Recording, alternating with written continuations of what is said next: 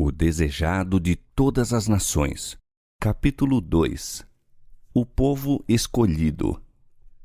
Por mais de 1000 anos, aguardara o povo judeu a vinda do Salvador. Nesse acontecimento, fundamentara suas mais gloriosas esperanças. No cântico e na profecia, no ritual do templo e nas orações domésticas, havia envolvido o seu nome. Entretanto, por ocasião de sua vinda, não o conheceram. O bem-amado do céu foi para eles como raiz de uma terra seca. Não tinha parecer nem formosura, e não lhe viam beleza nenhuma para que o desejassem. Veio para o que era seu, e os seus não o receberam. Isaías capítulo 53, verso 2, e João capítulo 1, verso 11. Todavia Deus escolhera a Israel. Ele o chamara para conservar entre os homens o conhecimento de sua lei e dos símbolos e profecias que apontavam ao Salvador. Desejava que fosse como fonte de salvação para o mundo. O que Abraão fora na terra de sua peregrinação, o que fora José no Egito e Daniel nas cortes de Babilônia, devia ser o povo hebreu entre as nações. Cumpria-lhe revelar Deus aos homens. Na vocação de Abraão, Deus dissera: abençoar-te-ei e tu serás uma bênção, e em ti serão benditas todas as famílias da terra. Gênesis capítulo 12, versos 2 e 3. O mesmo ensino foi repetido pelos profetas.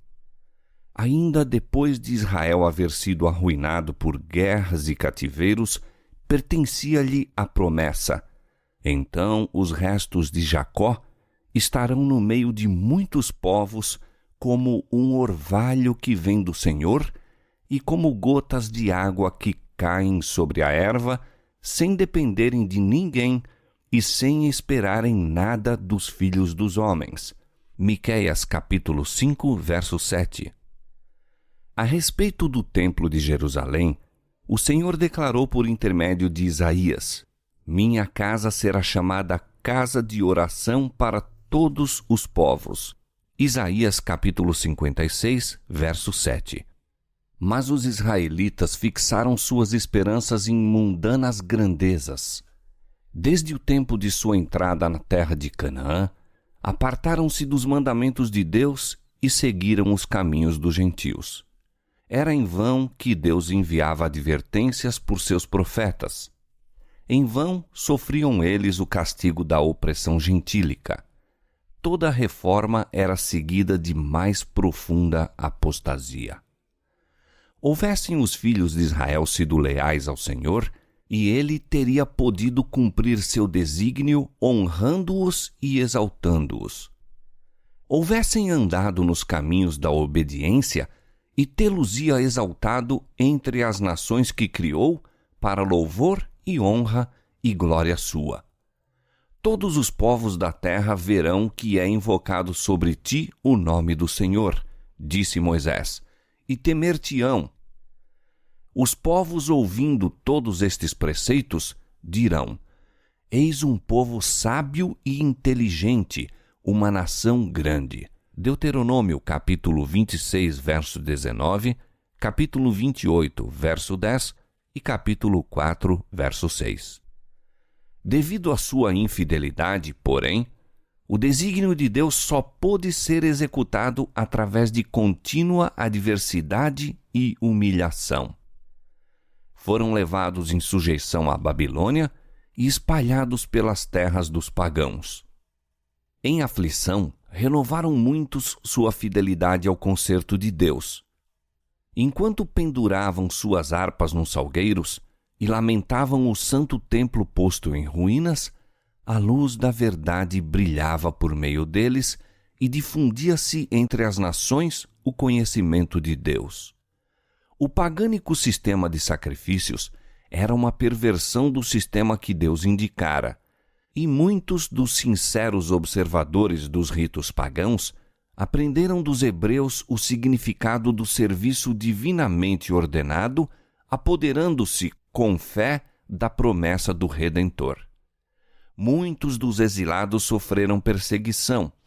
Não poucos perderam a vida em virtude de sua recusa de violar o sábado e observar as festividades pagãs. Quando idólatras se levantaram para esmagar a verdade, o Senhor levou seus servos à presença de reis e governadores para que estes e seu povo pudessem receber a luz.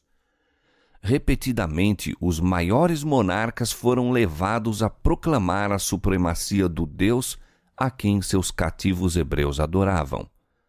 Mediante o cativeiro de Babilônia, os israelitas foram realmente curados do culto de imagens de escultura.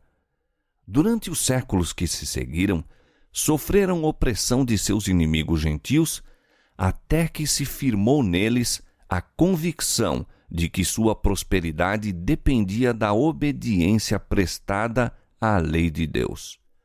Mas com muitos deles, a obediência não era motivada pelo amor. Tinham um motivo egoísta.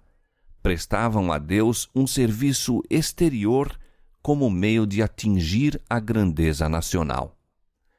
Não se tornaram a luz do mundo, mas excluíram-se do mundo a fim de fugir à tentação da idolatria. Nas instruções dadas a Moisés, Deus estabeleceu restrições à associação deles com os idólatras. Estes ensinos, porém, haviam sido mal interpretados.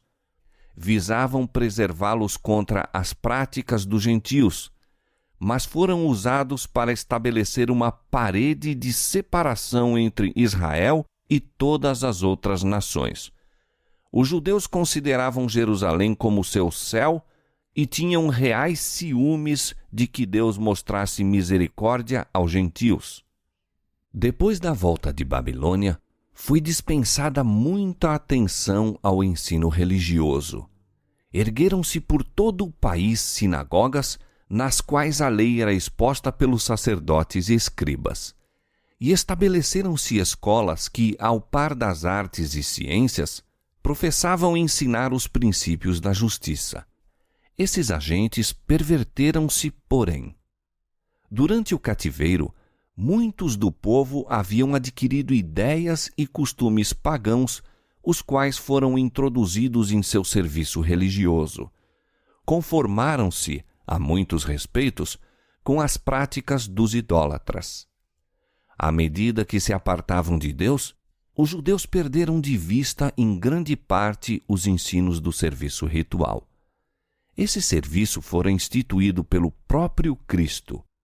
Era, em cada uma de suas partes, um símbolo dele, e mostrara-se cheio de vitalidade e beleza espiritual. Mas os judeus perderam a vida espiritual de suas cerimônias, apegando-se às formas mortas. Confiavam nos sacrifícios e ordenâncias em si mesmos, em lugar de descansar naquele a quem apontavam. A fim de suprir o que haviam perdido, os sacerdotes e rabis multiplicavam exigências por sua conta, e quanto mais rígidos se tornavam, menos manifestavam o amor de Deus. Mediam sua santidade pela multidão de cerimônias, ao passo que tinham o coração cheio de orgulho e hipocrisia. Com todas as suas minuciosas e enfadonhas injunções, era impossível guardar a lei. Os que desejavam servir a Deus e procuravam observar os preceitos dos rabinos, morejavam sob pesado fardo. Não podiam encontrar sossego nas acusações de uma consciência turbada. Assim, operava Satanás para desanimar o povo, rebaixar sua concepção do caráter de Deus e levar ao desprezo a fé de Israel. Esperava estabelecer a pretensão que manifestara quando de sua rebelião no céu, que as reivindicações de Deus eram injustas e não podiam ser obedecidas. Mesmo Israel, declara ele, não guardava a lei. Ao passo que os israelitas desejavam o advento do Messias, não tinham um reto conceito da missão que ele vinha desempenhar. Não buscavam redenção do pecado, mas libertação dos romanos. Olhavam o Messias por vir como um conquistador para quebrar a força do que os oprimia e exaltar Israel ao domínio universal. Assim estava preparado o caminho para rejeitarem o Salvador.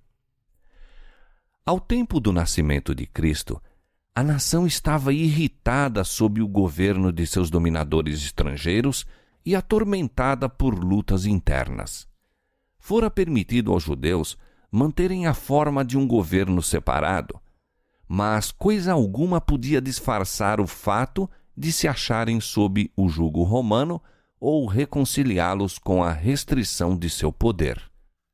Os romanos pretendiam o direito de indicar ou destituir o sumo sacerdote, e o cargo muitas vezes era obtido pela fraude, o suborno e até pelo homicídio. Assim, o sacerdócio se tornava mais e mais corrupto.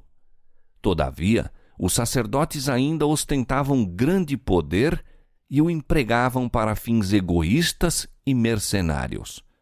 O povo estava sujeito às suas desapiedadas exigências e era também pesadamente onerado pelos romanos.